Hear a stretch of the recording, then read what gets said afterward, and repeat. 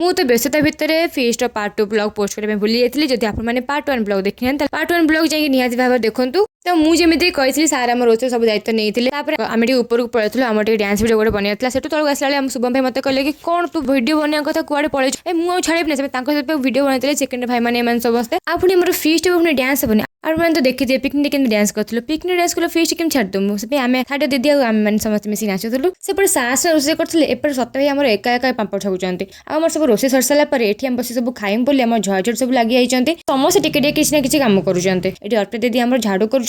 Sir ଭିଡ଼ିଓରେ ଆସି ବୋଲେ ଚୁଟି ବି ସଜାଡ଼ି ଦଉଛନ୍ତି। ତାପରେ ଆମେ ସବୁ ଖାଇବା ପାଇଁ ବସି ପଡ଼ିଥିଲୁ। ଏଠି ଆମର ସବୁ ଭାଇମାନେ ଖାଇବା ଦେଉଛନ୍ତି। ଆମର ଖାଇବା ସରିଲା ପରେ ଭାଇମାନେ ସାର୍ ମାନେ ସମସ୍ତେ ବସିଲେ। ସତ କଥା ହେଲା ସନିର ବହୁତ ମନ ଦୁଃଖ, କାହିଁକିନା ତାର ବହୁତ ଇଚ୍ଛା ଥିଲା ଟିକେ ଚିକେନ ଖାଇବା ପାଇଁ, ହେଲେ ଚିକେନ ଖାଇପାରିଲାନି। ସେ ପନିର ହିଁ ଖାଇଲା। ଆଉ ପିକନିକ ବହୁତ ଥିଲା ବିରିୟାନୀ ଟିକେ ଖାଇବା ପାଇଁ, ବିରିୟାନୀ ବି ଟିକେ ଖାଇପାରିଲାନି। ତାପରେ ବି ତାର ହସ ବନ୍ଦ ହଉନି, କାହିଁକି ସେ ଆମର ଷ୍ଟ୍ରଙ୍ଗ ପିଲାଟା ନା। ଆମେ ମାନେ ଖାଇଲେ ଶୁଭମ ଭାଇ ଆମର ଭିଡ଼ିଓ କରିଥିଲା, ମୁଁ ତାଙ୍କୁ ଛାଡ଼ିଦେବି ନା ତାଙ୍କ ଭିଡ଼ିଓ କରିତେ କୁହନ୍ତୁ। ତାଙ୍କର ଭିଡ଼ିଓ କରୁଛି ବୋଲି ସେ ଖାଉନାହାନ୍ତି, ଅନେଇଛନ୍ତି। ଆରେ ଭାଇ ଭଲସେ ଖାଅ।